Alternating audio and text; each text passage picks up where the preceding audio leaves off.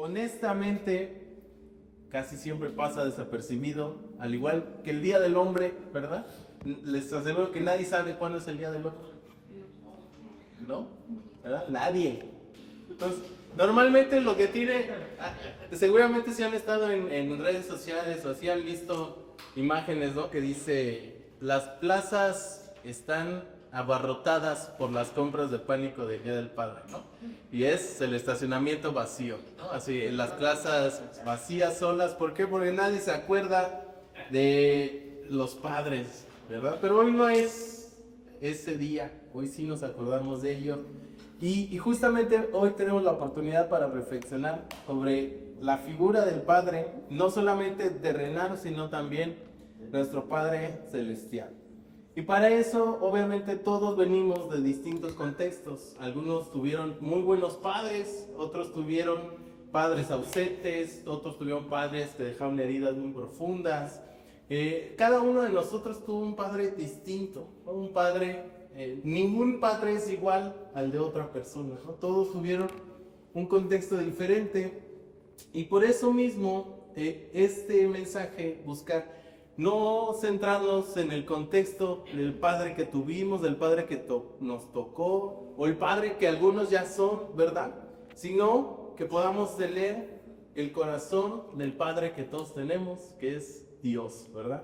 Entonces, este día puede ser un día que traiga más tristeza que alegría para muchos, porque la ausencia de una figura paterna puede generar consecuencias importantes a nivel personal como social. De acuerdo a estudios, la ausencia de una figura paterna puede ocasionar heridas emocionales, problemas de conducta, problemas escolares, adicciones e incluso la incapacidad de tener relaciones saludables aún ya de adultos. O sea, la ausencia de un padre puede llevar a que tengas carencias en todo sentido, emocional, espiritual y aún en tus relaciones.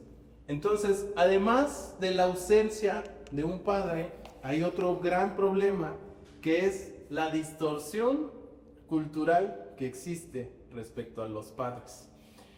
Les quiero preguntar por un momento, piensen en un padre famoso de televisión. ¿En quién piensa?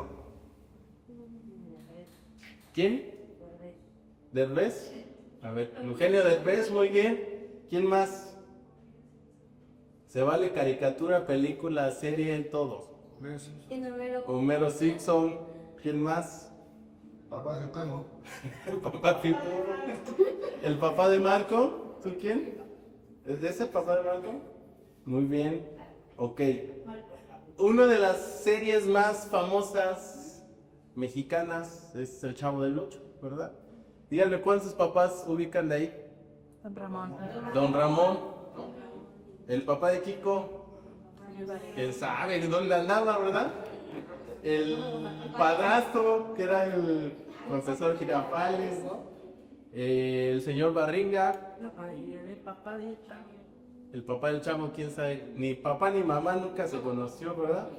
Pero tenemos ciertos padres muy famosos que podemos ubicar y conocer, ¿no?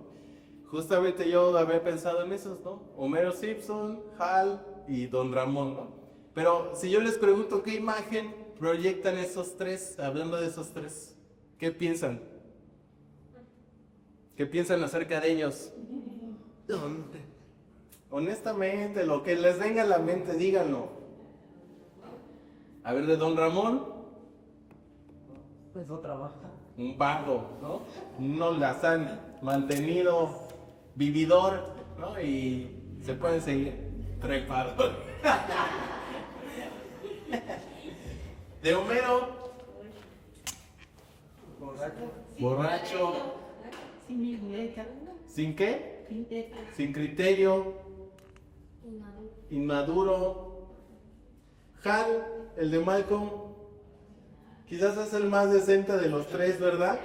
Pero igual, mandilón, ¿no? Miedoso, muchas cosas. El punto es que la imagen que tenemos acerca de los padres, o al menos de esos padres, es que son torpes, irresponsables o irrelevantes. No importa, la serie continuaría con o sin ellos, ¿verdad? No conocimos al papá de Kiko nunca, no hizo falta. No, el papá de Chavo menos, ni quien lo conozca. Y justo hace unas semanas le mandaba un video que me salió a La Paz, ¿no? Y este video es una entrevista, a lo mejor algunos lo han visto, pero esta entrevista es un reportero en la calle yendo con parejas de hombres, mujeres de distintas edades y les pregunta a cada uno, ¿no? Si estuvieras en una situación de peligro y solamente pudieras salvarte tú o a tu pareja, ¿a quién salvarías? ¿No? Todas las mujeres a las que les entrevistaron respondieron que se salvarían a sí mismas. Dijeron, no, yo me salvo, yo tengo mi familia, yo tengo que continuar, yo tengo que ver por mi demás familia y cosas, ¿no? Entonces todas las mujeres entrevistadas dijeron, si tuviera que salvarme, yo o mi pareja, me salvo yo, que se muera él, ¿no? Ahora, cuando le preguntaron a todos los hombres, ¿cuál creen que fue la respuesta? Mi pareja, ¿verdad? Entonces todos los hombres encuestados dijeron que salvarían a su pareja, ¿no? O sea, que estarían dispuestos a dar su vida por ellos sin importar el costo de lo que eso representara, ya sea morir o cual fuera la situación, todos ellos estuvieran dispuestos a dar su vida. Entonces, aunque no todas las personas son representadas por esas cuantas mujeres entrevistadas, sí reflejan una tendencia en nuestra sociedad actual, que es que un padre es prescindible, es innecesario o es poco valioso. Entonces, si ustedes hablan a lo mejor con alguna mujer dolida, les va a decir que no importa tener un padre, que no es necesario, que no sirven para nada, que solo dan problemas. Y entonces el concepto de padre, no solo en la televisión, sino en la sociedad, está muy marcado como algo que puede ser innecesario, que no hace falta. Y esta visión no solamente es triste, nos muestra una profunda herida que hay en el corazón de todos, nuestra sociedad y todas las personas, o sea, cultural y emocionalmente, hay una herida acerca de los padres. Entonces, si yo les preguntara hoy, ¿qué significado tiene para ti un padre o ser padre? ¿Cuál sería su respuesta? ¿Qué representa para ustedes un padre? Responsabilidad. Responsabilidad, muy bien. Guía, sabiduría, protección, proveedor, sacrificio, autoridad. Muy bien, y todas fueron muy buenas respuestas. Quizás es porque todos conocemos y tenemos a nuestro Dios Padre, ¿verdad? Y tenemos esa guía y ese ejemplo, pero honestamente hay quienes, como ya dije, el Padre puede significar nada, ¿no? Puede ser irrelevante, innecesario, hasta puede ser una molestia, puede ser algo que más que sea un beneficio es un problema, ¿verdad? Entonces, la realidad es que nosotros definimos a nuestros padres o al concepto de padre según sus responsabilidades. Como bien dijeron, ¿no? Tiene que ser el proveedor, tiene que ser la protección, la seguridad. Podemos definirlo con base en sus acciones, ¿no? Si es alguien que trabaja, es esforzado, si no, es un huevón, si no, muchas cosas, ¿verdad?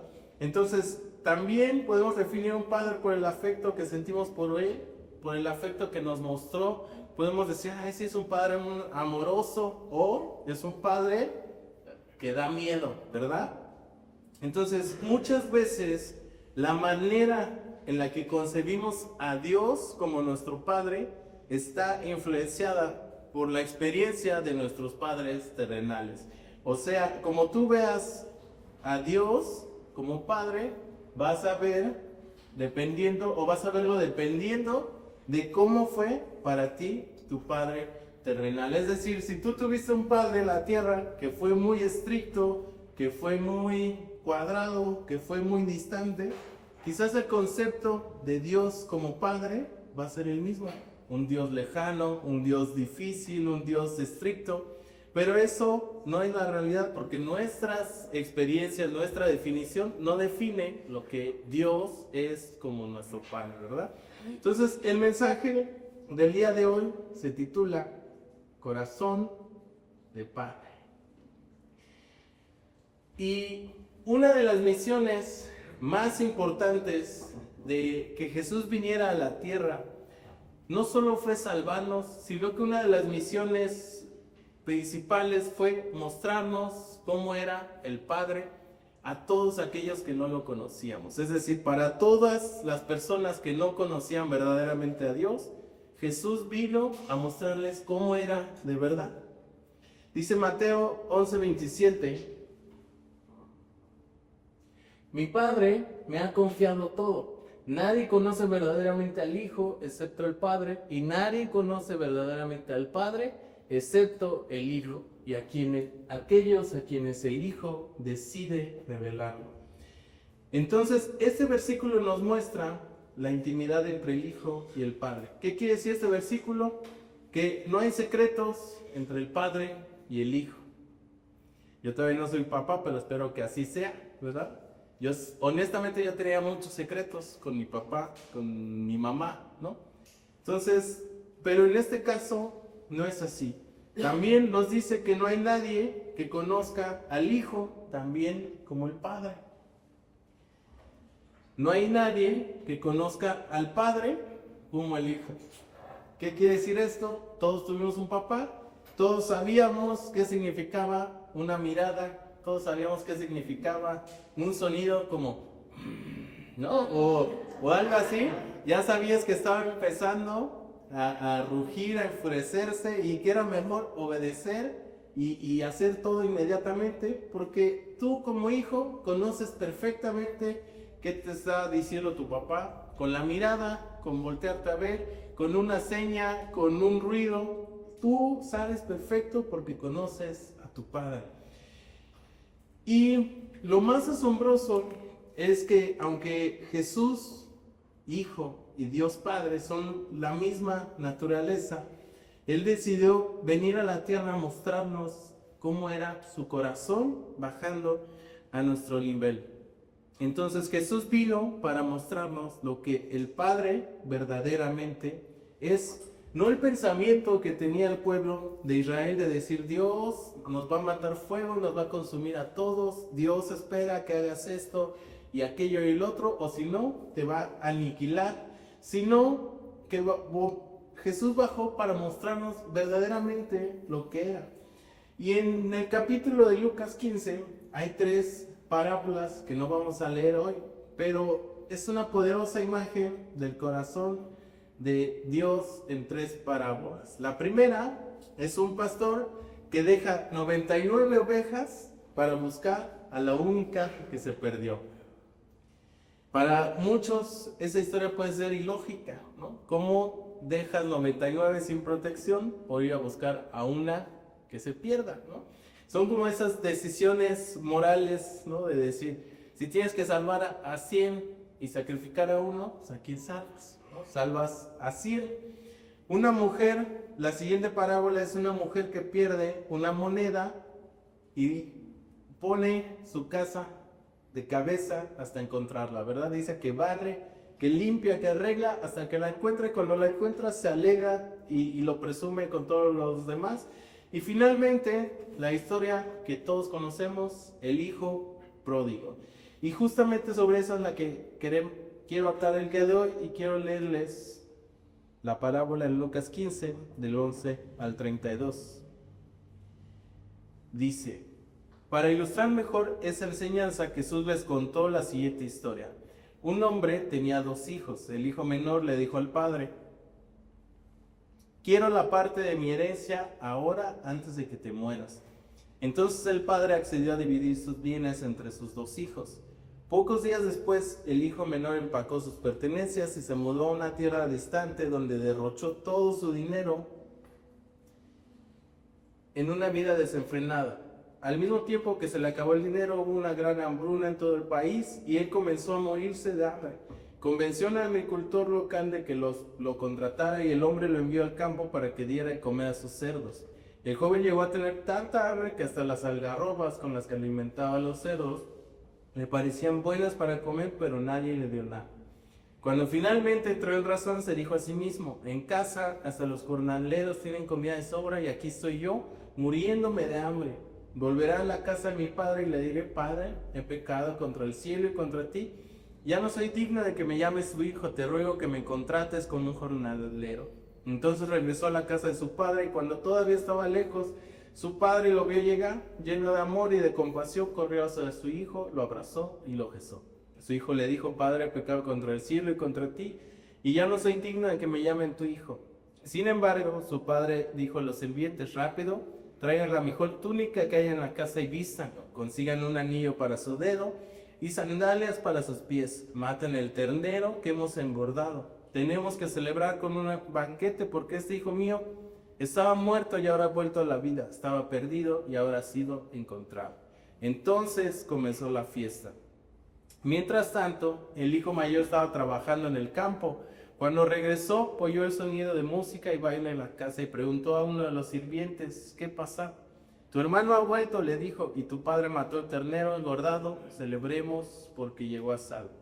El hermano mayor se enojó y no quiso entrar. Su padre salió y le suplicó que entrara. Pero él respondió: todos estos años he trabajado para ti como un burro y nunca me negué a hacer nada de lo que me pediste.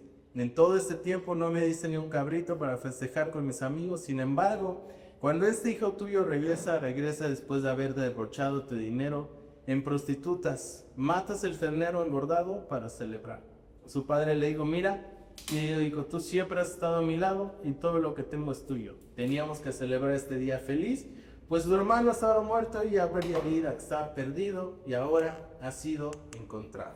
Entonces todos conocemos esta historia, todos la han escuchado alguna vez, ¿sí o no?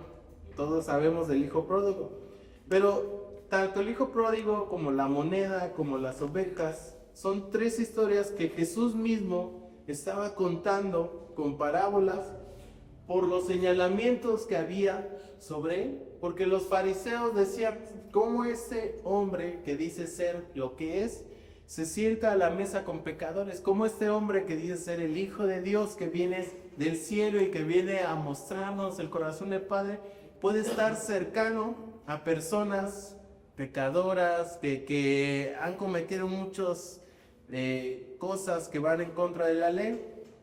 ¿Y cómo pueden atenderlos? ¿Cómo puede estar ahí? ¿No? Entonces, por eso es que Jesús cuenta estas tres historias mostrando la importancia de conocer el corazón de Dios. Y aunque todos conocemos esta parábola como el hijo pródigo, ¿verdad? La realidad es que si lo analizamos o la analizamos lo suficiente, lo importante de ella no es el hijo que se fue y que gastó todo el dinero, sino lo importante de esta parábola es el padre que se quedó esperando, ¿verdad? Porque el hijo no hizo nada especial, se fue, gastó, perdió todo lo que tenía y regresó. Es lo más lógico que una persona podría hacer, ¿verdad? Si ya no tienes nada que hacer, otra solución, ya no tienes alguna otra opción, es entonces que te acuerdas y dices: mi padre, no sé, yo no pienso en nadie que dijera: pues voy a seguir aquí, ¿no? Y me voy a quedar aquí sufriendo mis consecuencias, sino que pensó y regresó. Pero lo especial de esta historia, justamente, es el padre. Y ahora, también, para comenzar, me gustaría leerles qué es el significado de pródigo. Según la Real Academia Española, pródigo significa que tiene o produce algo en gran cantidad. Alguien muy generoso o también alguien que desperdicia o malgasta sus bienes. Así que una de las definiciones de pródigo para el hijo sería derrochador, ¿no? Alguien que gasta lo que tiene, malgasta sus bienes, pero aunque el hijo malgastó su herencia, el padre dio generosamente amor, gracia, compasión y perdón a su hijo. Ahora, al inicio de la historia se nos dice que el hijo menor pidió, dame la parte de los bienes que me corresponden, ¿verdad? Y esta palabra bienes en el griego original significa bios, que literalmente se traduce como vida. Es decir, que el padre no solamente le dio posesiones materiales, sino que le entregó parte de su propia vida, de su propio esfuerzo y su propio legado. Por eso, cuando el hijo le está diciendo, dame en parte de mi herencia antes de que te mueras, es como decirle, dame lo que me toca y muérete, ¿no? O sea, es decirle, ya, para mí, a partir de este momento, yo solamente quiero tu vida, ¿no? Lo que has trabajado durante años, y después de eso, no sé nada de ti, ¿no? Entonces, el verdadero pródigo en esta historia es el que da y regala y ama extravagantemente, y ese es el Padre. Entonces, el único que dio y regaló sin esperar nada fue el Padre. Por eso, si algunos de ustedes, yo creo que eso solamente pasa en las películas, o no me ha tocado conocer a nadie que haya recibido una herencia. ¿Alguien ha recibido una herencia? ¿Alguien tenía un familiar millonario y que su único familiar vivo eran ustedes, y entonces ese familiar les regaló su herencia millonaria y ahora son ricos? Es algo que vemos en las películas, pero seguramente nadie ha vivido, ¿no? Entonces, los bienes que recibimos a través de una herencia son producto del sudor, la labor, la invención, el esfuerzo de otro, producto de la vida de otra persona, del donador de esa herencia. En esta historia, todo el fruto de su trabajo, de su esfuerzo, de su dedicación, no fue el fruto del hijo, ¿no? El hijo no disfrutó todo lo que vivió, todo lo que hizo gracias a su trabajo, sino que lo disfrutó gracias al trabajo de su padre. Entonces, no es lo que ganamos, no es una herencia que recibes, una herencia que obtienes, algo que alguien te dejó, no fue por tu esfuerzo, fue algo que heredaste, que alguien te regaló, que alguien te dio.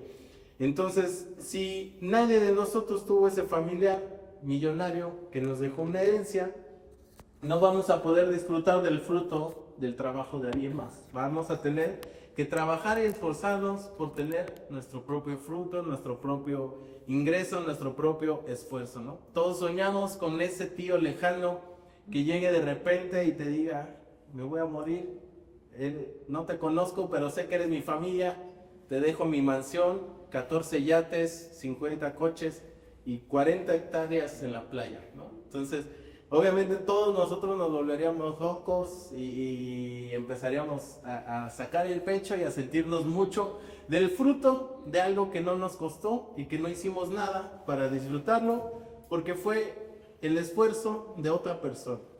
Entonces, la herencia representa la vida del donador que la traslada a quien se la da. O sea, la herencia es todo lo que hice, te lo dejo, ¿no? Por ejemplo, hay un basquetbolista que se llama Shaquille O'Neal, ¿no? Que actualmente es más millonario por empresario que por basquetbolista, pero él ha dicho, yo no le voy a dejar nada a mis hijos, ¿no? No pienso dejarles ni un peso.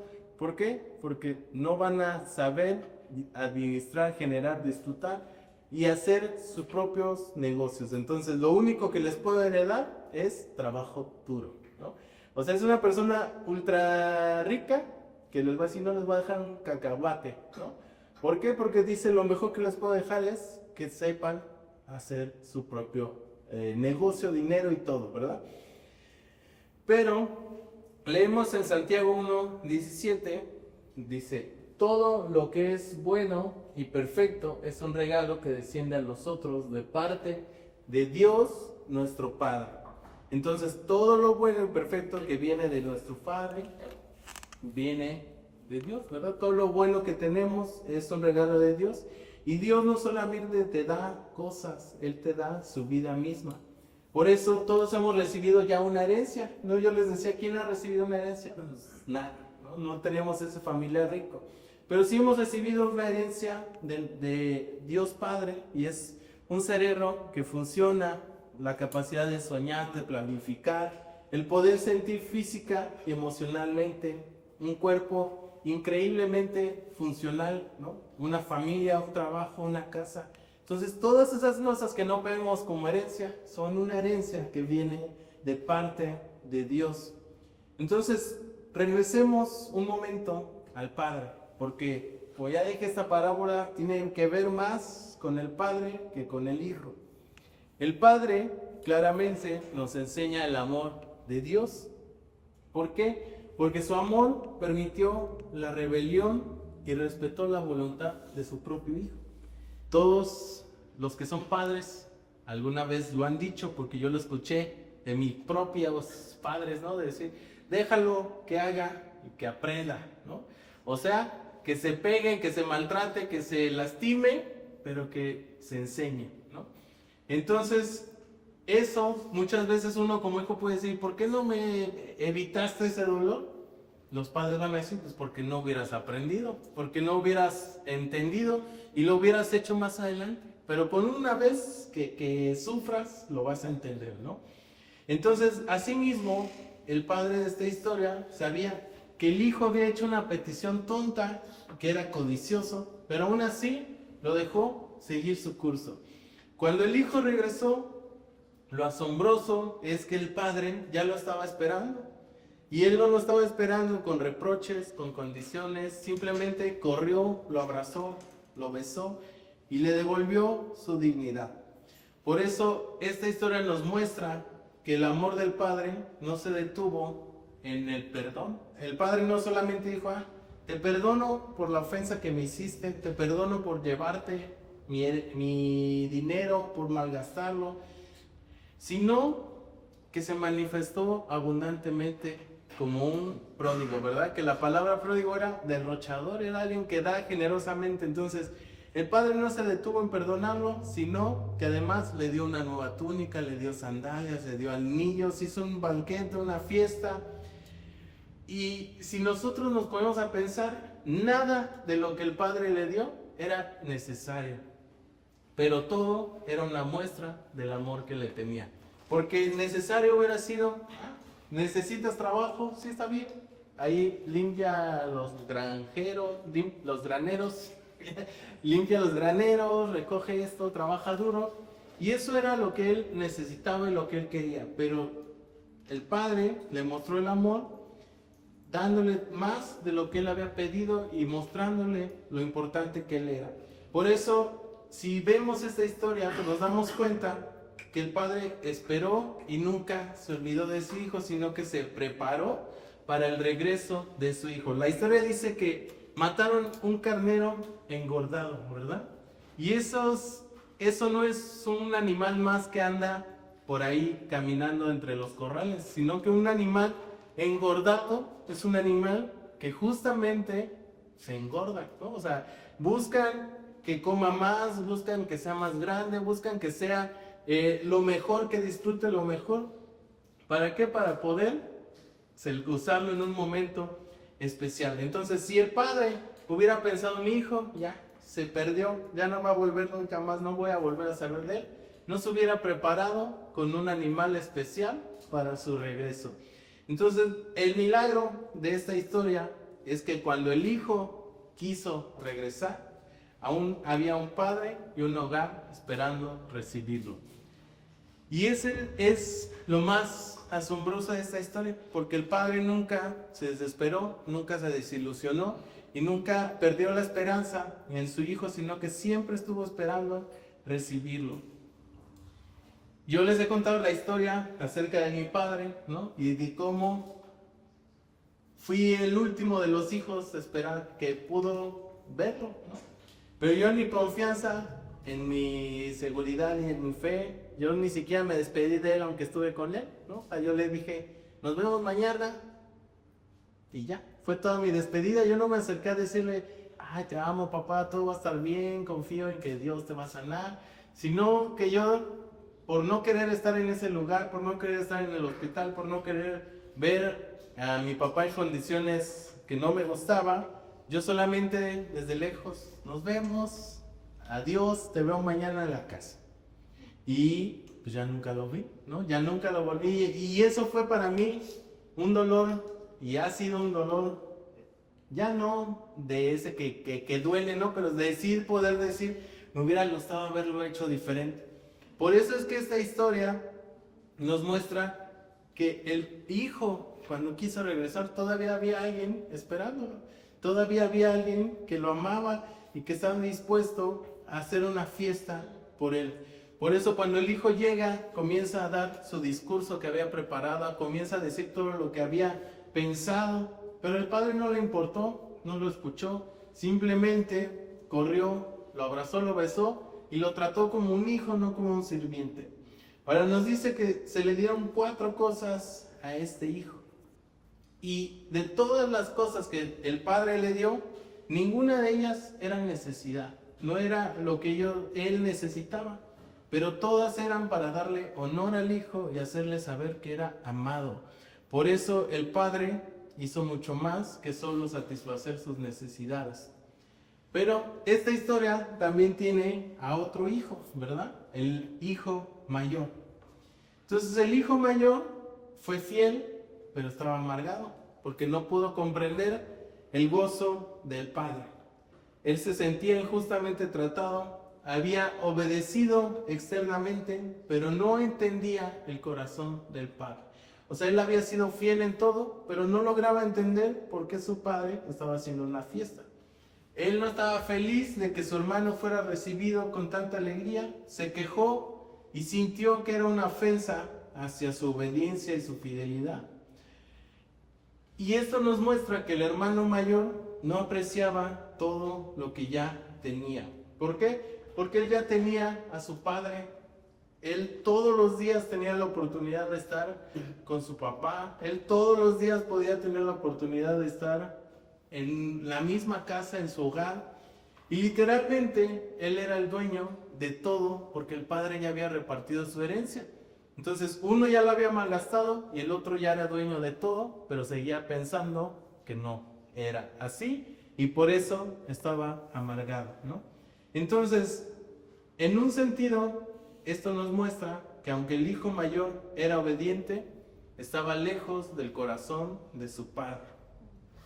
Por eso esta historia es la ilustración perfecta que Jesús daba a los religiosos que estaban enojados porque Jesús comía y se sentaba con los pecadores. Porque la historia del hijo mayor revela que es posible vivir en la casa del Padre y fracasar en entender su corazón. Yo estoy seguro que hay muchos hoy aquí que aunque vivían en la casa de su Padre, no podían entenderlo.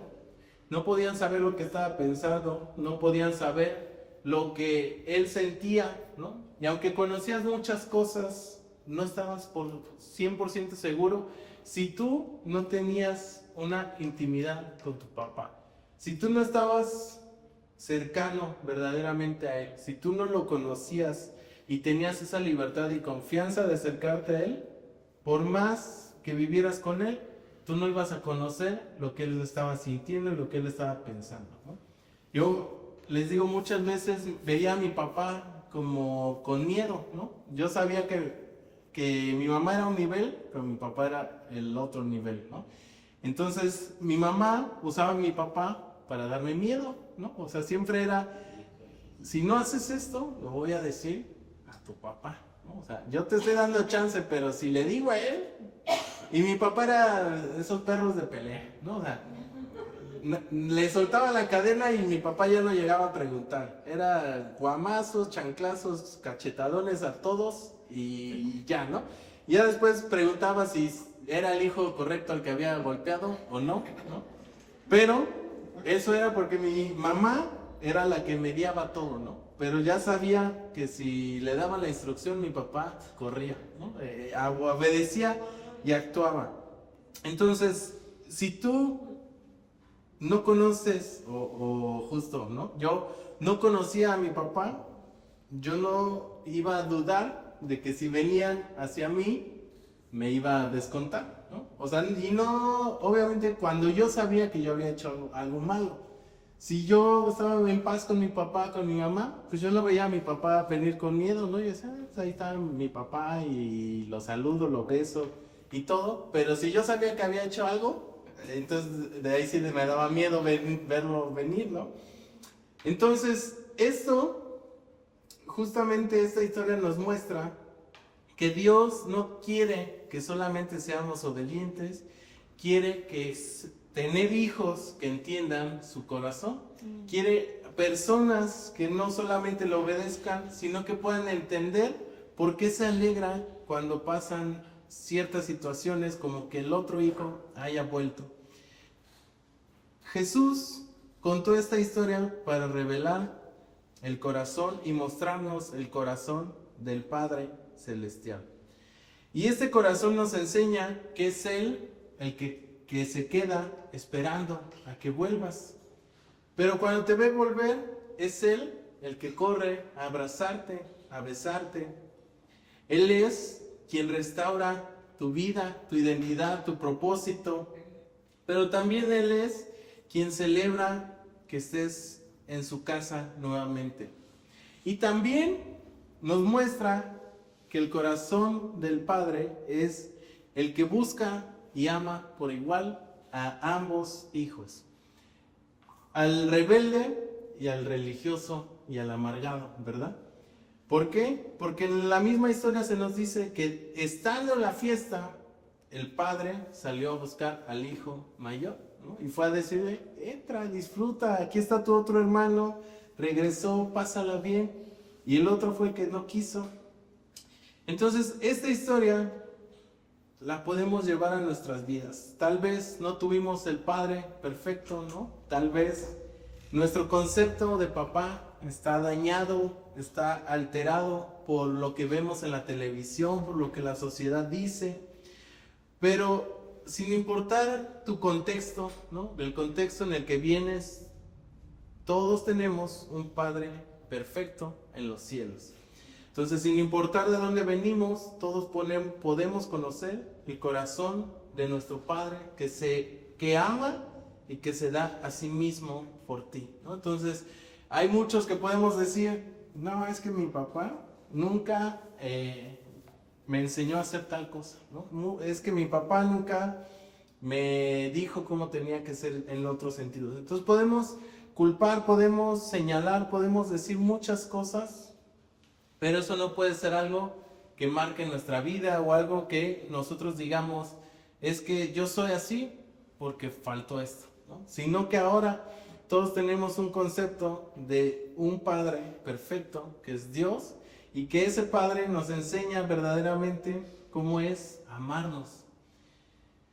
Yo mucho tiempo justo veía a mi padre como ese gallo, ¿no? De pelea. No me gustaba que mi papá me fuera a llevar a la escuela porque terminaba en pelea, ¿no? O iba peleándose con alguien, mi papá era muy broncudo, ¿no? Y aún a pesar de eso, yo no soy una persona broncuda, ¿no? Yo evito los conflictos, las peleas, y no me gusta ser alguien que se pelee, ¿no? También mi papá era una persona supuestamente fría, ¿no? ¿Por qué? Porque en su casa todos así eran. Yo llegaba a darle beso a mi abuelito y me decía, no, eso es de mujeres, así, ¿no? Y me daba la mano. Entonces para mí era raro porque en la familia de mi mamá todos nos besábamos, ¿no? Era normal darte un beso, darte un abrazo, pero con él era así. A pesar de eso, mi papá con mi mamá era tierno, era amoroso, era dócil, ¿no? Era otra onda. Y justamente también mi papá, parte del por qué era agresivo, peleonero y le gustaban los guamazos, era porque toda su juventud practicó deporte y él competía en judo, ¿no? Entonces le gustaba agarrarse a guamazos y pelearse y todo. Aún a pesar de eso, como ya les dije, yo no buscaba pelear con cada persona, ¿no? Pero aunque no me gustaba pelearme, sí me hubiera gustado ser deportista, ¿no? Y entonces yo le decía a mi papá y lo culpaba, ¿no? Le decía, ¿por qué no nos obligaste a ser deportistas? ¿No? Si estoy gordo es por tu culpa, ¿no? Y entonces después culpaba a mi mamá, si estoy gordo es porque haces de comer muy rico, ¿no? O sea, y entonces siempre culpaba a alguien de lo que yo era, de lo que yo tenía, de lo que yo pasaba. Pero nunca me daba cuenta justo de lo que yo realmente estaba haciendo por ser diferente, ¿no? Entonces, mi padre me enseñó justamente a salir de lo distinto, ¿no? O sea, salir de tu contexto. Mi papá en su casa pudo haber sido una persona fría, seria, indiferente como sus 11 hermanos, ¿no? Y que cada uno era más amargado que el otro, ¿no? Pero mi papá fue la diferencia en su familia. Cuando después uno comprende el por qué era peleonero y agresivo y todo, uno puede entender y darse cuenta que también todos los conflictos, y que ahora lo entiendo, no era porque mi papá quisiera nada más golpear personas y ya, ¿no? Sino porque buscaba quizás protegernos, buscaba enseñarnos, no a defendernos, no a golpes, pero sí a cuidarte, a mostrar todas esas cosas. Y entonces ahora que ha pasado tanto tiempo, yo puedo entender el corazón de mi papá en muchas de las cosas que no entendía cuando yo era niño, ¿no? Quizás de niño solo veía una idea de decir, mi papá es agresivo, es enojón, qué bueno, lo que sea.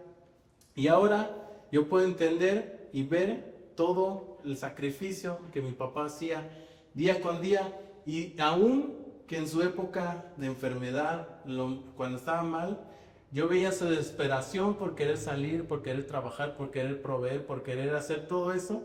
Y eso me ha llevado al punto de decir, todo lo que quizás en su momento temí de mi papá, y temí en el buen sentido, ahora puedo reconocer y decir, desearía llegar a ser como mi papá, ¿no? O sea, entonces, ¿cuál es el llamado para todos hoy? Es a los papás, que tu paternidad sea un reflejo del corazón de nuestro Padre Celestial, ¿verdad? Que seas paciente, generoso, que seas un padre presente, amoroso. A los hijos distantes, ¿verdad? Que podamos acercarnos a nuestro Padre, porque no te va a rechazar, que no te va a juzgar, sino que te está esperando con compasión, ya sea a nuestro Padre físico o a nuestro Padre en el cielo. Y aquellas personas que también están en la casa del Padre, o sea, a los que sirven, a los que desean hacerlo, que sean personas que sirven fielmente, pero gozosamente. No que sean ese hijo amargado que está haciendo lo que tiene que hacer, pero odia lo que está haciendo. Se enoja cuando ve que alguien más disfruta los beneficios del Padre, ¿no?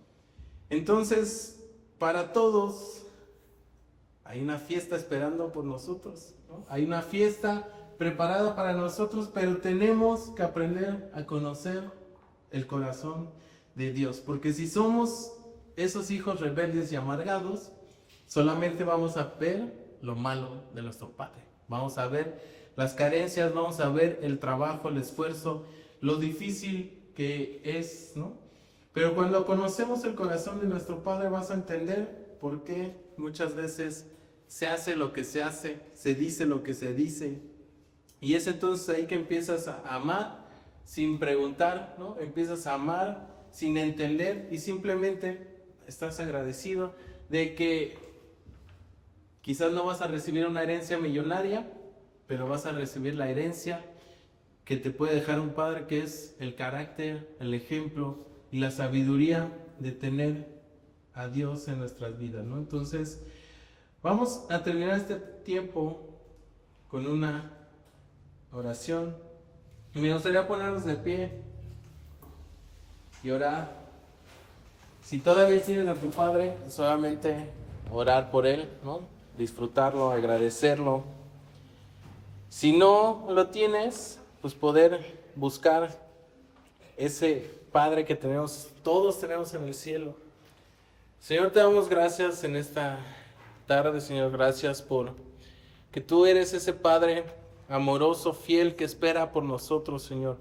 Gracias porque a través de tu ejemplo, Señor, a través de tu palabra, Señor, podemos conocer el corazón de nuestro Padre Celestial, Señor, ese corazón amoroso, ese corazón que se entrega en vida, Señor, ese corazón que da más de lo que necesitamos, Señor, y no solamente suple necesidades, Señor, sino que llena todo tipo de vacío, de carencias, Señor. Gracias porque podemos, Señor, tener un Padre en el cielo, Señor, pero también te agradecemos por el Padre que nos has dado en la tierra, Señor. Gracias por el amor que hemos recibido de ellos, Señor. Gracias por la enseñanza, por el ejemplo, Señor, porque bien o mal, Señor, tú los has usado para traernos a este mundo, Señor. Y gracias porque aún en el dolor, Señor, podemos aprender a amar, Señor. Podemos aprender a ver lo mejor en ellos, Señor, y poder entender quizás, Señor, más allá de lo visible. Te doy gracias, Señor, porque tú, Señor, nos has puesto a los padres, Señor, como cabezas del hogar, Señor. Y te pido que tú sigas bendiciendo a cada uno de ellos, Señor. Que tú sigas llenando de sabiduría, de amor, Señor, de cuidado. Cada uno de sus familias, de sus hogares, Señor. Te amamos, Señor, te damos gracias y te pedimos, Dios, que podamos siempre, Señor, acercarnos a ti sin miedo. Que podamos, Señor, siempre acercarnos confiados, Señor, de que seguirás ahí para nosotros, Señor, y que tú estarás esperando. Que podamos recapacitar, que podamos buscarte, Señor, y que podamos disfrutar, Señor, de ser hijos tuyos, Señor. Gracias porque hoy te reconocemos como nuestro Padre, Señor, y te reconocemos como lo mejor que tenemos, Señor. Te damos gracias en este tiempo. Gracias por tu amor y tu cuidado en nuestras vidas, Señor. En el nombre de Jesús te damos gracias. Amén.